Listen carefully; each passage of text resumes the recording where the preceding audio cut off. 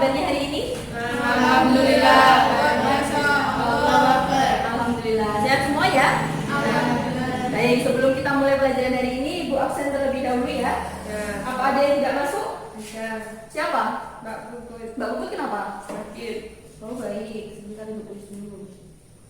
Baik, kita doakan Mbak Puput semoga lekas sembuh ya. Besok bisa mengikuti pelajaran lagi dengan kita di sini.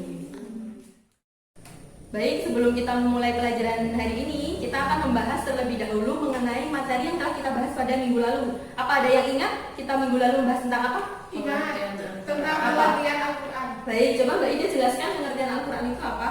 Ya, Al-Quran adalah kalamullah yang diturunkan kepada Nabi Muhammad melalui perantara malaikat Jibril yang dijadikan pedoman umat manusia. Bagus, beri tepuk tangan untuk Mbak Ida.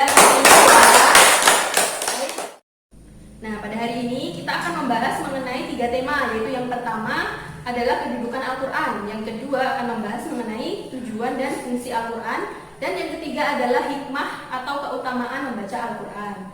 Baik, sebelum itu Ibu akan menjelaskan terlebih dahulu sistematika pembelajaran kita pada hari ini. Jadi yang pertama, nanti Ibu akan membagi kalian menjadi 3 kelompok. Di sini kelompok 1, sini kelompok 2, dan di situ kelompok 3 ya. Jadi setelah membagi kelompok, nanti Ibu akan memberikan kalian waktu 5 menit untuk mempelajari tema-tema yang Ibu sebutkan tadi. Apa aja, ada ingat? Kedudukan Al-Quran, tujuan dan fungsi Al-Quran. Yang ketiga adalah hikmah dan keutamaan Al-Quran. Baik, nah setelah itu nanti Ibu akan memberikan kepada kalian ini.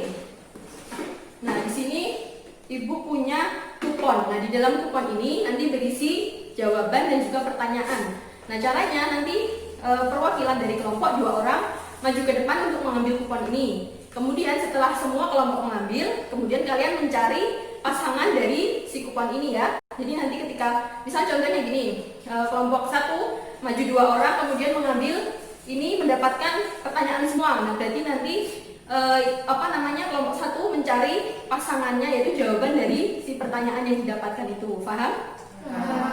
Baik, kita langsung saja mulai ya. Gue akan bagi kalian menjadi 3 kelompok. Ini sudah ya, 1, 2, 3. Kemudian silahkan kelompok 1 untuk maju ke depan mengambil kupon kemudian.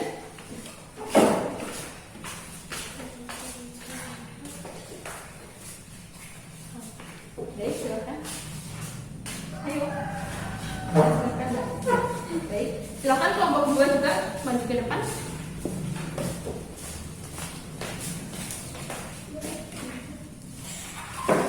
Ya, baik. Silakan kelompok 3 maju ke depan.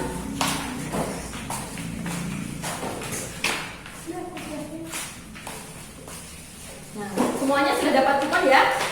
Baik, sekarang kuponnya silahkan dibuka. Kemudian kalian mendapatkan apa? Nah, setelah itu kalian silahkan cari pasangan dari kupon kalian. Ayo, silahkan Ibu beri waktu 2 menit untuk mencari pasangan. Tapi jangan ramai ya. Silahkan.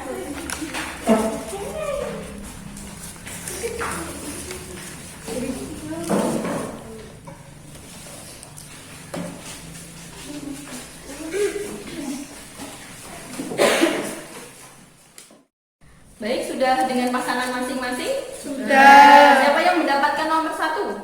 Saya. Kelompok mana? Ya, baik. Kelompok nomor 2? Ya, nomor 2. Yang nomor 3? Oke, baik. Karena sudah mendapatkan pasangan masing-masing, silahkan untuk dimulai dari nomor 1. Yang mendapatkan nomor 1, silahkan maju ke depan.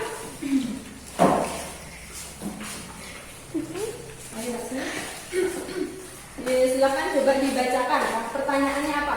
Bagaimana kedudukan Al-Quran? Ya, baik. Jawabannya, Mbak. Al-Quran memiliki kedudukan yang sangat tinggi karena Al-Quran merupakan sumber utama dan pertama, sehingga semua persoalan harus menunjuk dan berpedoman kepadanya. Hal ini sesuai dengan firman Allah SWT dalam Quran surat An-Nisa ayat 59 yang artinya, wahai orang-orang yang beriman, taatilah Allah dan taatilah Rasulnya Muhammad dan ulil amri di antara kamu. Kemudian jika kamu berbeda pendapat tentang sesuatu, maka kembalikanlah kepada Allah SWT, Al-Quran dan Rasulnya Sunnah. Jika kamu beriman kepada Allah dan hari kemudian, yang demikian itu lebih utama bagimu. Baik, beri tepuk tangan untuk kelompok 1. Baik, silakan sekarang kelompok nomor 2 untuk maju ke depan. Ya, silakan. Silakan bacakan apa pertanyaannya? Apa saja tujuan dan fungsi dari Al-Quran? Nah, Tujuan dan fungsi dari Al-Quran adalah manusia. 2. Sebagai sumber pokok ajaran Islam. 3. Sebagai peringatan dan pelajaran bagi manusia. Baik, beri tepuk tangan untuk kelompok 2. Nah, yang terakhir kelompok 3 silahkan maju ke depan. Ya, silakan dibacakan pertanyaannya terlebih dahulu. Apa saja hikmah atau keutamaan membaca Al-Quran? Baik, jawabannya. Hikmah atau keutamaan membaca Al-Quran. 1. Mendapat pahala dan kebaikan. 2. Mendapat syarat di hari kiamat. 3. Mengangkat derajat orang tua di akhirat. 4. Meringankan mengandung. Baik, silakan kembali beri tepuk tangan untuk kelompok 3. Baik, sampai sini sudah paham apa yang disampaikan teman-temannya tadi yang maju ke depan? Sudah. Sudah semua? Ada yang mau ditanyakan atau tidak? Tidak, cukup ya. Baik. Di sini Ibu akan menambahkan sedikit dari penjelasan teman-temannya tadi. Nah, yang pertama adalah yang kita bahas tadi apa tentang apa?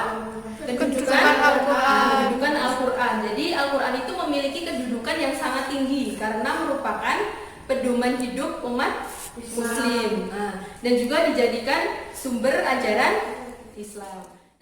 Nah, yang kedua adalah tujuan dan fungsi dari Al-Quran. Nah, tadi sudah disebutkan oleh teman-teman yang maju ke depan ya poin-poinnya. Nah, sekarang Ibu akan menambahkan. Jadi tujuan dan fungsi Al-Quran itu disebutkan dalam Quran Surat Yunus ayat 57. Nah, di sini udah Ibu tuliskan. Yang berbunyi, Ibu bacakan ya. Yang berbunyi Bismillahirrahmanirrahim. Ya ayyuhan nasu qad ja'atukum mau'izatun min rabbikum wa shifaa'un lima fis sudur wa hudaw wa rahmatul lil mu'minin. Yang artinya, hai manusia, sesungguhnya telah datang kepadamu pelajaran dari Tuhanmu dan penyembuh bagi penyakit-penyakit yang berada di dalam dada dan petunjuk serta rahmat bagi orang-orang yang beriman. Nah, jadi dalam ayat ini disampaikan dalam kalimat pertama ini, sesungguhnya telah datang kepadamu pelajaran dari Tuhanmu.